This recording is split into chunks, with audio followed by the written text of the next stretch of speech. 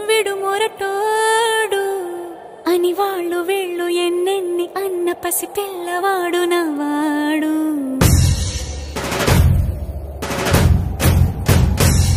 విడుముండోడు అని ఊరు వాడ అనుకున్న గాని మహారాజు నాకు నవ్వాడు.